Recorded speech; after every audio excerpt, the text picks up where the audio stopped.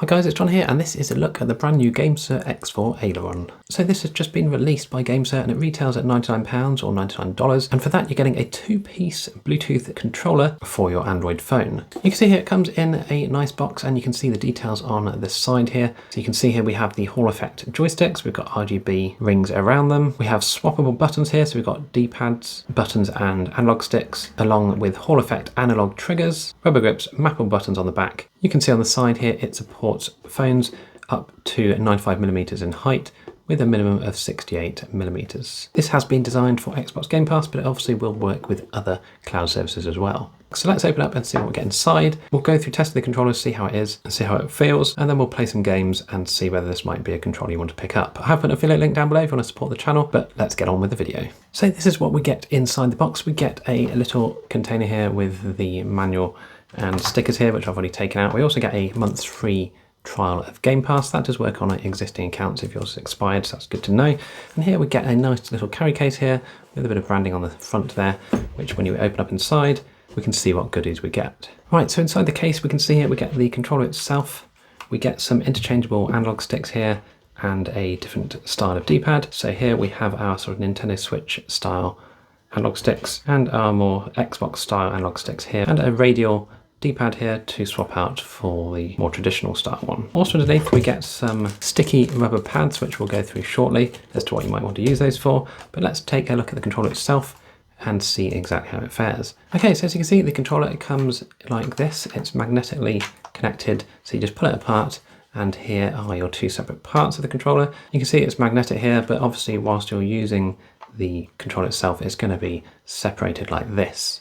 You can see here the connections here, which are used for charging both sides of the controller. It charges very quick from my testing, just about half an hour or so to get a full charge, and that should last you several hours of gaming. So we'll just go over the layout of the controller, and you can see straight away this is the Xbox layout with your A, B, X and Y. These are interchangeable. We will go through that if you want to go to a Switch style layout. We have our Xbox guide button here, got a Bluetooth sync button, we've got a D-pad, which is very nice and clicky. Some good feedback there. Got our Hall effect sticks, and these just feel so nice and smooth with obviously the L3 and R3 clickable buttons. We've got our back button, our start button, and our A, B, X and Y. On the bottom right here, we have our share button and our menu button. And on the side here, we do have these areas where you can attach a strap if you so wish, and the same on the left hand side. Now looking at the top of the controller here, we have the LB and RB buttons. Some nice feedback to those, and we do have analog sticks here with a reasonable amount of movement here, but obviously not quite as much as an Xbox controller due to its size. On the back we have our mappable L4 and R4 buttons, and we have this textured grip here which does feel quite nice, and it will help you keep the controller in your hands whilst you're gaming. So what on earth are these things here for on the tops of controllers? Well, this is actually where you're going to slide your phone in and it actually activates the controller for you. So when the phone is in, you'll see that the controller turns on. When the phone is out, the controller turns off. And you can also turn the controller on by just holding the Xbox button down for about 5 seconds, and that will turn on the left side here. Same with the right. You can press and hold the share button if you so wish, and you can turn it on manually without having your phone in the controller. So let's get our phone in and see how it looks. Okay, so like I said, you just slot your phone in and that will activate the controller. Same on the other side. And there we have it. This is what your phone will look like inside the X4. Now the first thing I noticed when having this inside the controller is that it's obviously not 100% secure. You can see here it is movable here. If you have a slippery phone like I do here with the metal sides, you could in theory just pull this out like so, and you would be disconnected from the controller. So I've played for a good few hours with this and I haven't found that to be ever a problem, but it's just worth knowing it's not gripped into the controller as you would expect from an X2 or an X3 controller, for example. That being said, you're obviously getting the benefit of the fact that you don't need to even have the right hand side in. You could in theory just use it like this and use your finger for aiming and shooting, for example. So the other thing I've noticed is that the controller on the left hand side is very close to not only my volume button here, but also my camera, which I'm not too happy about here. I will want to be putting some padding here to make sure it does not scratch the lens of my camera. The rest of the phone though, you can see it is not touching the back at all, so that's fine. But I think we're going to be using some of those pads that are included to pad this out a bit and make sure that we don't get our lenses scratched. Obviously at the bottom of the phone, no problems at all here. And yeah, overall it feels really nice in the hands. You can see here there is a bit of flex when you are moving. And again, if you put those pads in that are included, I would say that will stop. So we're going to give that a try. Okay, so here are the pads that are included. There's 4 in total. And I would say you could probably pop in a couple down at the bottom. Okay, so I haven't stuck the pads actually down or removed the sticky tape, but you can see inserting there does lift it up high enough that I'd be more than comfortable using the controller with it. So I'd probably just take these off, put a pad at the top and one at the bottom, and just have that extra padding there, just to be sure that my camera doesn't get scratched. For the purpose of this video, however, I'm not going to worry too much about that. I'm just going to carry on now and get into the Gamepad Tester. So here we're just testing the latency and whether we can see any problems at all. As you can see, this is really responsive, very quick indeed. Buttons all looking really nice. Analog sticks also. All of the bumper buttons, L3 and R3, and our D-pad. Again, like I say, really, really responsive. And we have our Xbox button there. We've got our screenshot button here, or the share button when you're inside the Xbox app. Let's say we want to program our back buttons here. We're going to do the L4 first. All you need to do is press and hold M, press and hold the back button until the left stick starts flashing. You then press whichever button you want to program to it, say A for example. And now when I'm pressing the back button, or L4, it is now the A button. To remove that binding, you just press and hold M and press and hold the back button that you want to remove. Then you just let it start flashing, press the button again, and that has now removed the assignment. So for the other side, we're going to do R4 now. Again, press and hold M and R4. You'll see the right analog stick start flashing. We're going to go for B this time, and we can now see our back button for R4 has now been mapped to B. I'm going to just remove that again, hold down M and R4, wait for it to start flashing, tap R4 again, and that has now disappeared. So what if we want to switch our buttons around here? Well, you can do that quite easily. We can press and hold M and hold down A. You see the analog stick flash here, and you can now see my A button has now gone to B, and B has gone to A. X has gone to Y and Y has gone to X. So if you've got a Nintendo Switch layout, that is going to be very important for you. And to switch back, you just hold M and A, wait for the right analog stick to flash, and it's now gone back to the Xbox layout.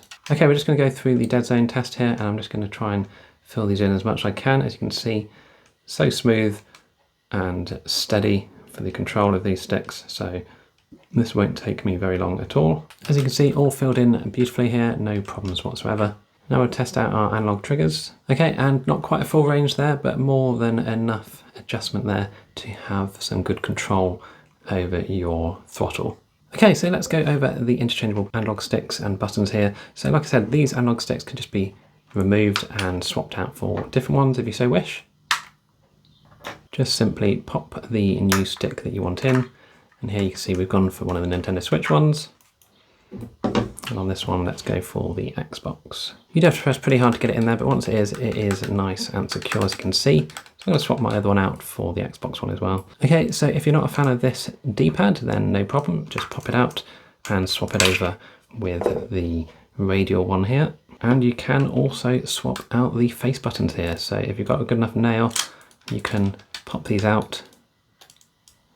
They are magnetic. And then if you want your switch layout, you pop them back in like so. So the last thing I'll go through quickly is just adjusting the LEDs here on the side.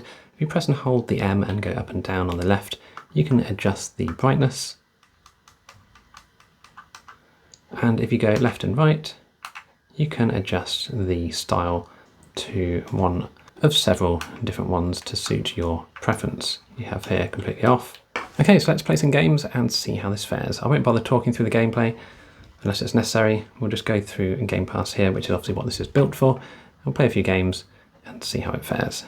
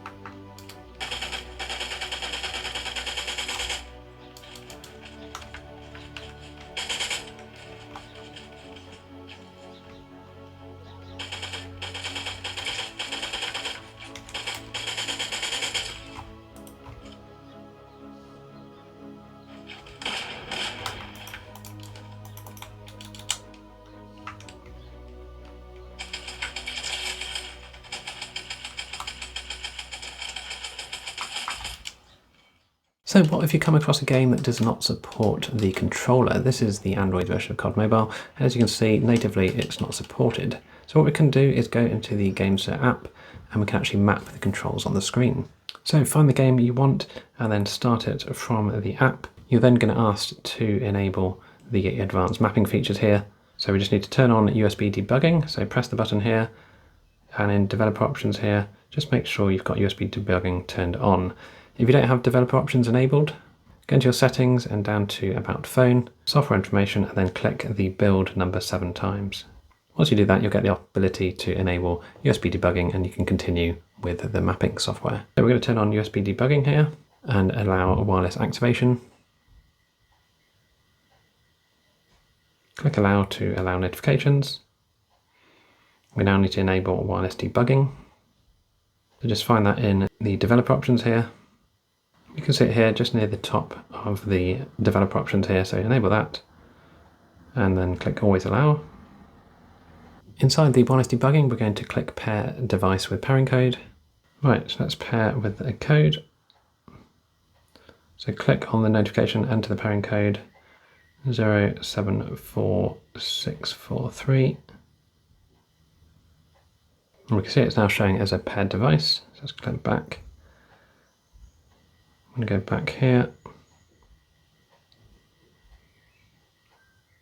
And we can see the activation is now successful. So after restarting the phone, you need to reactivate the mapping, which is fine. We can just redo those steps quickly. And now we can start Call of Duty. So we'll just go into an AI match, and you can see here the controls have already been mapped on the screen for us. These are just the default ones that have been configured in the Gamesir app. We can of course change them if we wish to, but let's just see how we get on here. So you can see here for me, the aiming on this is way too slow at the moment, so let's edit that and make that a bit better. We'll just hide behind this bush. So we've got our floating little Gamesir window here. Let's click on here. We can select the right analog stick here. And we can go into the settings and we can set the sensitivity here to, let's say, 75. Let's try that. Close that off and save it. Give it a bit of time to think. Yeah, that's much better now. The speed of my aiming is going to be much quicker. Okay, so here's an example of another game where you may just want to just use one side of the controller and just use your fingers for the other parts. Yeah, as you can see, the controller functions great in all things I've thrown at it so far, and yeah, it's really responsive and yeah, quite fun to use. Okay, so that's my review of the Gamesir X4 Aileron, and yeah, I probably agree, it's quite a nice controller, quite a funky idea to do this, although I have seen this design somewhere else, but still, yeah, really nice controller, but that is £100, so it is asking quite a bit. I do like, however, the fact you can just use it with one hand. I think this is what I normally struggle with, the actual movement of a game whilst aiming. So yeah, for me, using just even the left side alone is going to be quite a big help. The fact you can interchange the buttons, you've got a spare set of analog sticks and a different D-pad as well. It's all really in this nice little package here, which you can carry around with you wherever you go, even without the case itself. It's so compact here. You can see this could easily go in your bag or pocket and be pulled out and used wherever you are. So yeah, let me know what your thoughts are down below. If you've got any questions about the controller, do let me know. I'll do my best to answer where I can. Thanks again for watching. Don't forget to like and subscribe. I have put a link down below, again, if you want to support the channel and pick one of these up. And yeah, I hope you enjoy the rest of your day, and I'll see you in the next video.